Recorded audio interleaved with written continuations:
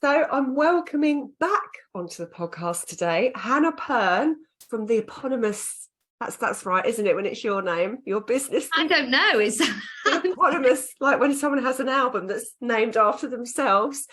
Hannah Pearn, acupuncture. And the lovely Hannah, she specialises in acupuncture for fertility. Now, it's better, really, if she introduces herself and just explains a bit about what she does. But she's a fellow lover of fashion, and we're going to get into things like signature styles. Would you plan your outfits for a whole week? Would that take pressure off on life? Would that suit you? And how she describes her style in 3 words, if she's got her eye on anything this season, any new brands that she's spotted. And of course, it would have been remiss of me not to talk about how hormones can affect how you dress and how you shop, because Hannah is an expert in that area. So welcome, Hannah. Thank you so much for coming on the podcast again. Absolute pleasure. This is like the intersection of my 2 favorite things.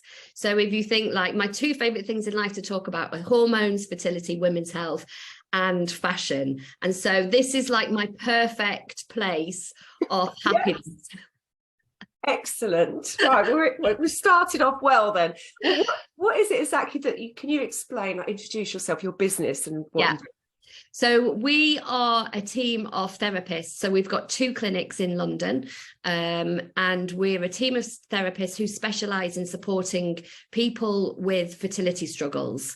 So whether that is menstrual cycle issues, so like endometriosis, polycystic ovaries, pelvic inflammatory disease, or whether it's people trying to conceive naturally, or lots of people come to our clinic who are going through IVF or they want to prepare for IVF. So we are acupuncturists. We're like 5 acupuncturists. We have a nutritionist. We have a reflexologist. We have an emotional fertility coach who supports kind of mental and emotional health, because that's a really important part of our work. And that's kind of like our speciality is really, I mean, I would like to say it's men and women, but actually it's mostly women that we see in our clinic.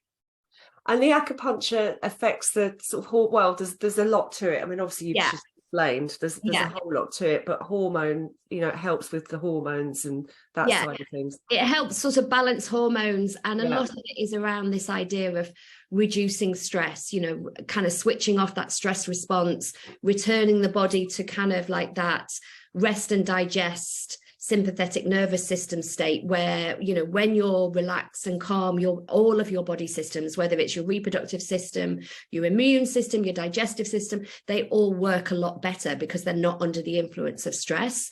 So if you take that kind of stress away, you kind of reset the body, and you remind the body about, going into that sort of calmer, relaxed space is always really good, because so often we're in that fight and flight place, which really can impact so many different systems in our body. So on a very simple level, that's kind of what acupuncture does. And, we are there, we work with people long term. So at least 3 to 6 months, we often are on a journey with people, and we're there to kind of support them through a very difficult time of life, because when you're trying to conceive and it's not happening, it's one of the most stressful things that you can go through in life. So that's what we do. Amazing. Well, hormones, I mean, the fertility thing, obviously, that's, like you say, it's like incredibly stressful if you're trying to have a child, it's not happening. And, culturally as well, we have babies later, don't we? I mean, back in the parents' day, it was normal if you had a baby at like 21, 22. Now the average age is around 30 to start your family. So it's a significant difference. Okay, so that is a big difference. And I guess that with that comes, and then, you see celebrity articles. I saw an article the other day with Heidi Klum saying she's not against thinking of having a family with her husband. She's 49. And I think that kind of thing's quite damaging. I just think I mean, the thing is that it is possible to have children at 49, but it's very unlikely that you would use your own eggs. You would probably, definitely have to use a donor egg. And the thing about celebrities is that sometimes they, you know, they talk about that quite openly, and sometimes they don't. And I think this idea that you could start a family naturally at 49 is not a true one, because it's just, you know, physically very, very difficult, because as a female's egg quality declines from about 37, 38. So, you know, it's very, very difficult to get pregnant naturally at 49. And so however you want to have your family is absolutely fine. But I think it's about being honest about that, so people have a real understanding of what you mean by starting a family at 49. Yeah, the facts. What are the actual facts behind that sort of article? Yeah. But so with hormones, let's go to hormones. Are so powerful, which I found out when I went into perimenopause at 44, and estrogen just decided to leave the building, and basically I suddenly stopped sleeping and couldn't function, and turned into a bit of a psychopath as well for a while as well. So it's just like, had a huge effect on me, like my mental health. It just showed me how powerful those are, and how they kind of rule you and run you.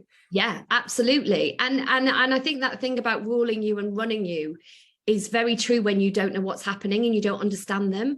And because we've not really been given a lot of education, so a lot of the stuff I do online is around educating people about their hormones and their menstrual cycle, because whether you're trying to conceive or not, it informs so much of your life. It informs your thinking, your feeling, your energy levels, so much. And when you don't understand that, and you don't have an appreciation of the massive impact that you can have, it's very easy when they start to change or they go awry that you think it's yourself, you know, that you think, like you've just said, I thought I was going nuts, or, you know, I turned into a psychopath. Lots of people blame themselves, and actually there's always a very physiological part of that emotion that's happening. And, you know, lots and lots of women who are perimenopausal are put on antidepressants because they go to their GP and it is assumed that they are depressed or they're anxious. And actually, I'm not saying that they're not, but that anxiety or that depression has a hormonal element to it. And unless you address that hormonal element, then prescribing antidepressants is not going to make it better. It's going to, for lots and lots of people, it makes it worse, because they start taking the antidepressants and they don't feel that much better. And it doesn't work. So then they're like, so what is actually going on here? So it's, if you can really understand how your hormones influence you at every stage of your life, then you feel a bit more in control about what's happening to you. Well, mine was definitely estrogen, because as soon as I'm on my estrogen gel, it's changed me back to my more balanced self, and I'm just, you know, a lot more balanced now. So we're going to go into, like, you know, how hormones affect. So they affect how you feel, obviously. How you operate on a day-to-day basis. You ride that roller coaster every month of, you know, you get the sort of bit where you feel fantastic, so sort of just after your period, and then, you know, and then you can start to feel a bit rubbish towards the end. And they say, don't shop when you've got PMT. Don't shop for clothes. I think it's because it affects how you think, literally, the power of it. Yes. Do you think there's truth in that? I absolutely think it's true. And I think we've all been there, where you can put an outfit on one day and you'll be like, yeah, I like this outfit, this is good. And then you'll put it on again and you're like, this is absolutely horrific. I don't know how I can wear this. You know, and that can be a real extreme. And that used to happen to me for years and years and years, and I had no idea what it was that had changed. Why did it suddenly go from this is okay to not? And it's definitely the impact of hormones changing how you think and feel. Because, you know, I have, in fact, this jumpsuit that I'm wearing at the moment, it has a tight band around it, sort of around the middle. And so if I'm pre-ovulation, and so I'm under the influence of estrogen, I'm less bloated. And so, you know, the tightness around the waist feels absolutely fine. I find it flattering. If I wear this jumpsuit just before my period is due, when I'm filled with progesterone and I'm feeling really bloated, it feels quite tight and like cumbersome around my middle. And I feel really like uncomfortable in it. And so that is a classic example of how different you can feel depending on where you are in your hormonal cycle. Water retention. Yeah. All of that as well. Yeah. And just, I think progesterone can kind of make you, estrogen is all about you getting out into the world and finding a partner. So on a very kind of like, think of it when we were back in the cave, estrogen is there to make you go out, find a partner and have sex with them, basically, because every single menstrual cycle is all about getting you to reproduce. It's the whole system is there to get you pregnant. So, if you think about it in terms of clothing, maybe you want to dress more sexily, maybe you want to be more kind of out in the world, maybe you'd be more kind of exuberant in your outfit choices. But once you have ovulated, your body doesn't know if you're pregnant or not. Until your period comes, it kind of assumes that you are. And progesterone, it's kind of stands for progestation. And it's like a holding, comforting blanket. And it wants to keep you safe. It wants to keep you in. It wants to protect you. It doesn't want you going out, running out of the cave, like looking for another man or any of that kind of business. It wants you in the cave. It wants you feeding just to nourish yourself in case there's any potential pregnancy there. So if you think about that from like a clothes, shopping, whatever point of view, you're not kind of ready to be out the world. It's a very sort of internal time for lots and lots of people. So it's a different thought process. It switches the brain thought processes. So you're thinking differently about yourself and what your choices are. Oh, totally. I mean, I was just thinking to myself about how I'd eat peanut butter out the jar when I was like just about to, PMC, literally spoonfuls of peanut butter, cramming chocolate in. I was just like, and that's a very kind of thing, because your body's like, well, we could be pregnant now, so we need the fuel, so let's eat. That's basically what's happening. The power of nature. But definitely as well, you sort of feel more sexy when you get that sort of ovulation phase. And you want to wear something a bit more sexy and you're sort of up for going out and all that kind of stuff. But PMT, do not shop. That's definitely a true thing.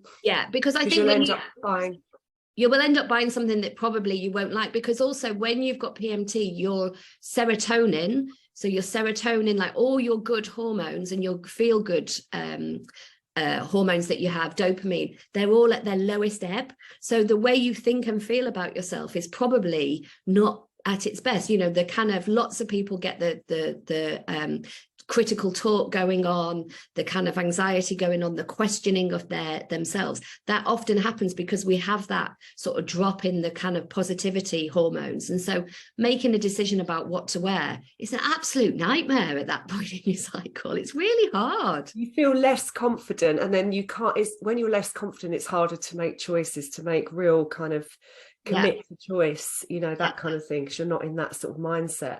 I mean, what about as well, I read an article, I was going to bring this up today because I thought this was quite interesting, this article, this magazine editor said, because clothes obviously change how you feel. If you've got a really big job, you've got stuff going on, if you're running a course or you're presenting, you're pitching, whatever, you want that confidence. You want people to look at you and think, she looks confident, she's in control, but you also want to be feeling confident as well.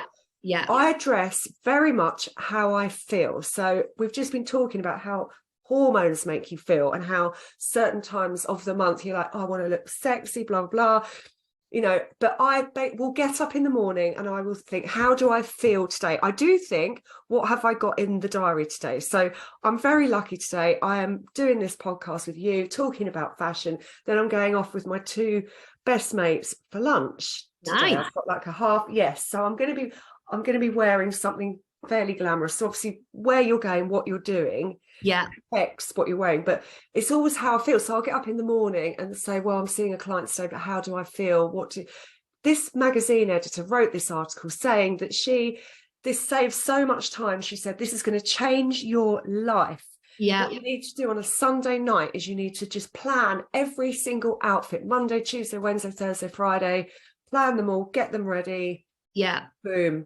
Life changing. What do you think? No, not for me, because I'm like you. I wake up in the morning and I probably spend a bit too much time thinking about what I'm going to wear, but I think, well, maybe it's not too much time, because it really informs how I feel on the day. And I like you, I think, am I in clinic today? Am I working with people? And if I'm working with people, I will always dress smartly. If I've got a day where I'm working on my business and I've not got any kind of face-to-face in-person meetings, then I love a dungaree and something really comfortable, you know, and I think, and that changes again, depending on where I am in my cycle. So, you know, I might wear a really loose jumpsuit. It might be a really smart jumpsuit, but it might be really loose just before my period comes, because I don't want anything kind of like tight or around me. And that can really change on a day-to-day basis, depending on how you're feeling and what you're doing and where you are in your cycle. So I absolutely could not do that. And I could do it, but I bet you I would change my thoughts on a daily basis. Yeah, exactly. Because because each day, like you say, you might have a day where you're literally on fire, and you're just like literally doing everything, and you're sort of in control. And then another day when you're feeling a bit down, obviously not just talking about what you've got in the diary, but for me, clothes and mood are just intrinsically linked. Yeah.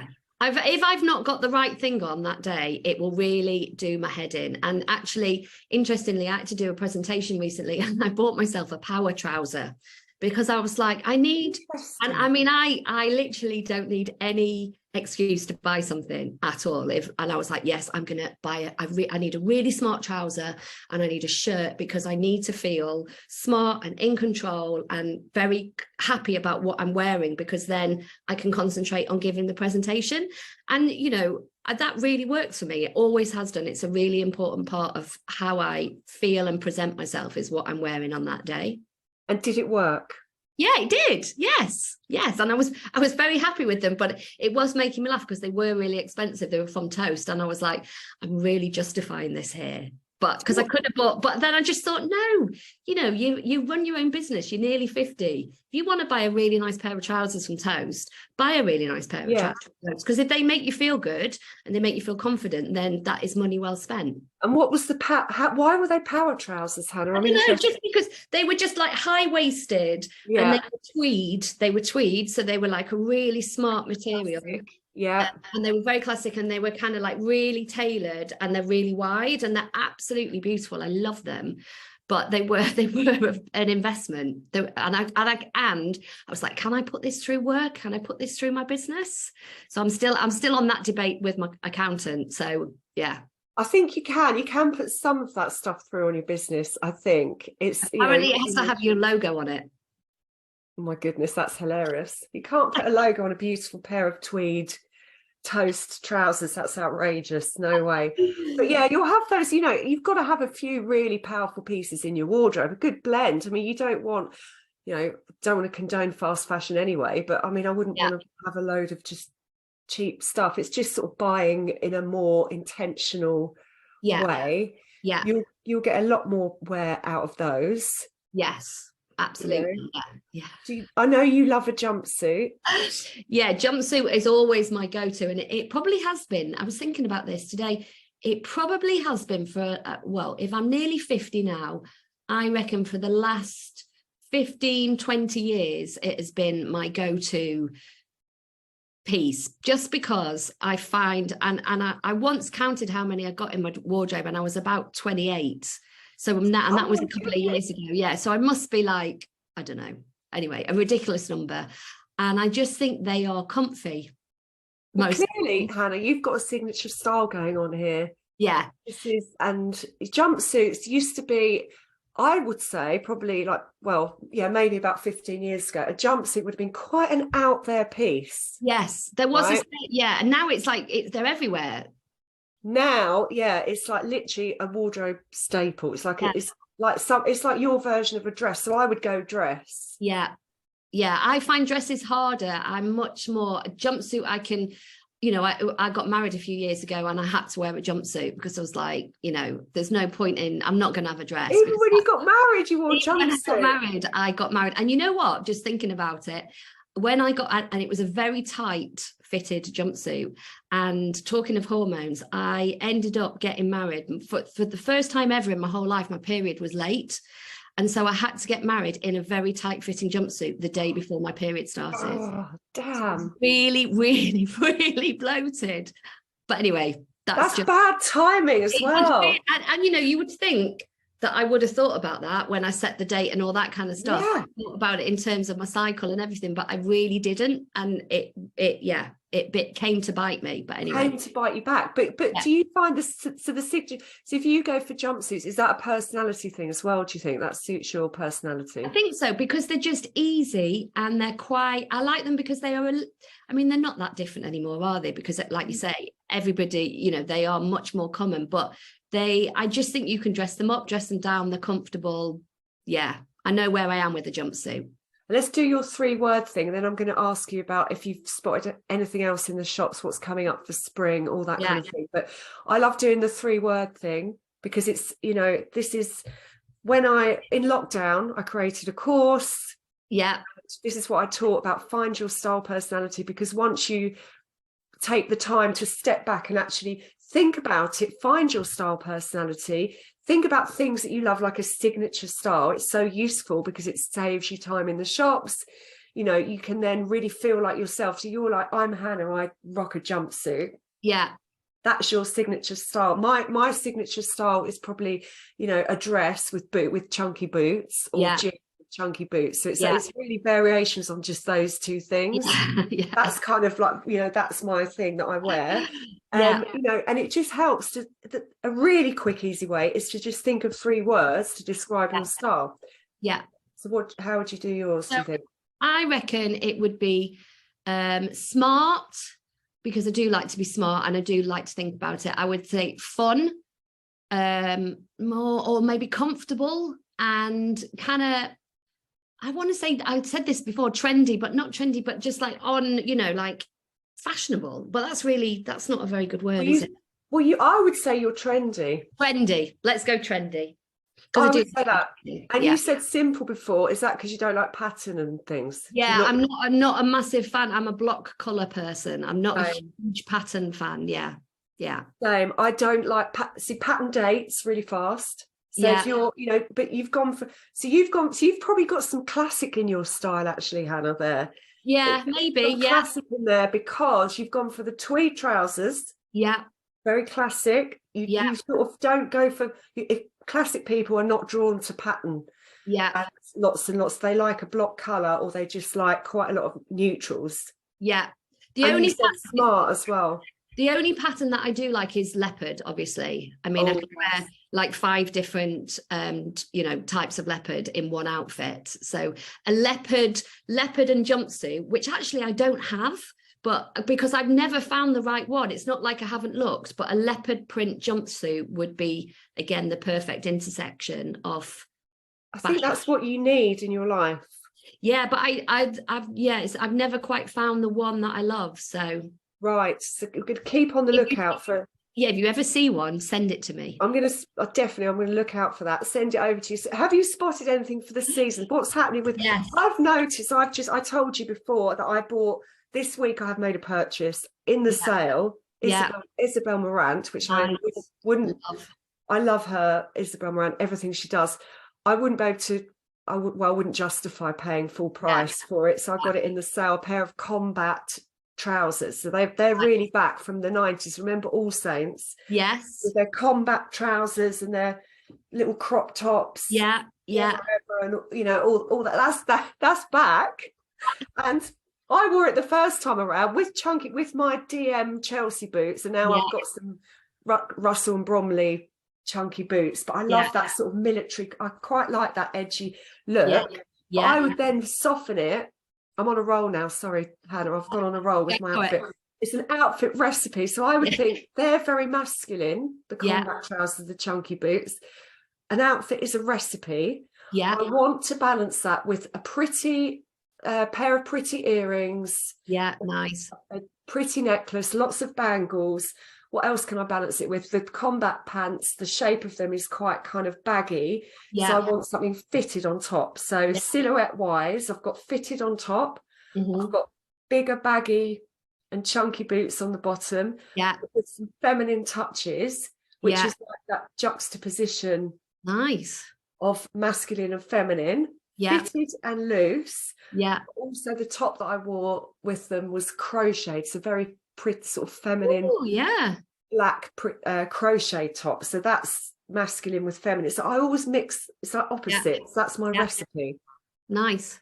Yeah. So have you spotted anything? I've just gone off on a tangent there about my outfit recipe. Have you spotted anything in the shops? I know you like Sideline. I do like Sideline, and I'm waiting for her collection to come out. It's due out any day, I think. But I have in my basket yesterday, I saw a denim leopard print A-line skirt from Ganni. Have you seen it? I think I did. I was in Harvey Nichols this week, and they've just starting to get all the new collections in the shops now. It's like a high-waisted, it's denim, so it's got like like a button, and it's got pockets, and it's kind of like A-line, and it's the Ganni sort of leopard print, which is my favorite. I've got an amazing Ganni dress that I've had for years, and unfortunately I've ripped it about 3 times, and I think it's beyond repair. So I've been looking for like a replacement, and I've seen this, but it's expensive, and I keep putting it in my basket and then not buying it because I'm like, oh, I can't justify it. I've bought 2 jumpsuits this month. Right. But, would it be something that sells out, do you think, or could you wait for the sale? I don't know. I imagine it will probably sell out because it looks like a classic.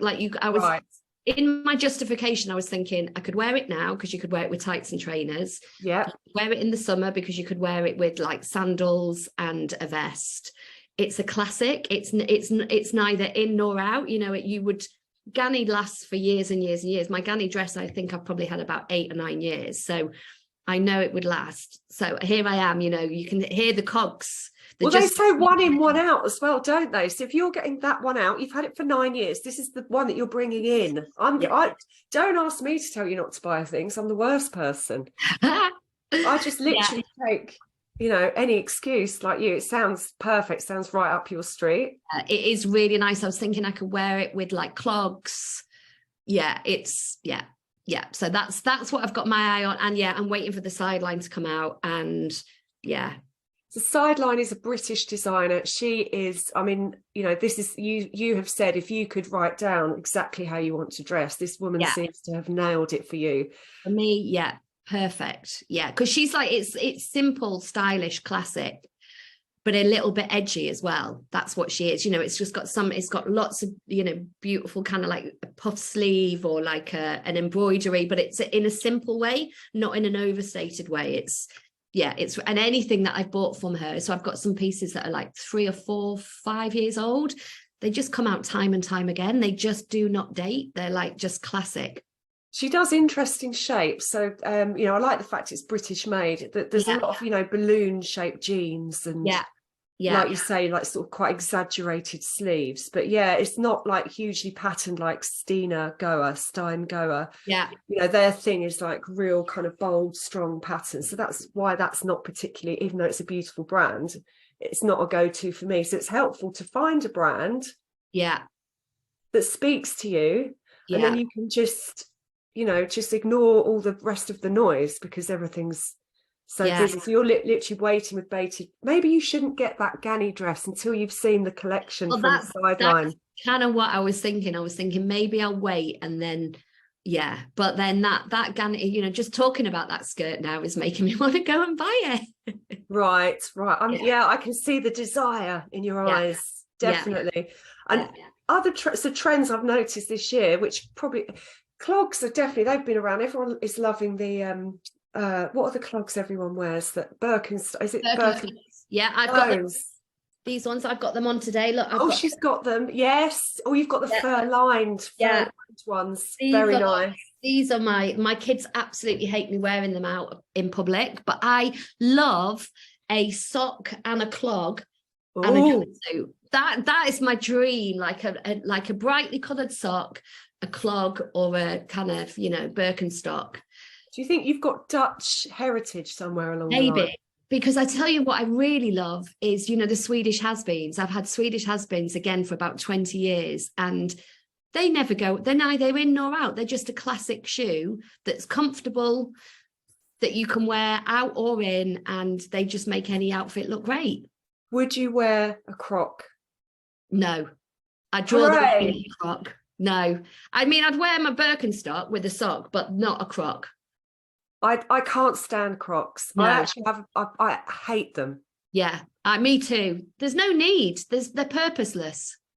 But they're so trendy. Like everyone is wearing them with socks. All the youngsters, all the youth. No. So my friend Teresa, her and her whole family, they all wear Crocs. Literally, the mum, the dad, and the 3 kids who are grown up teenagers. One's 20, one's amazing. They all wear Crocs.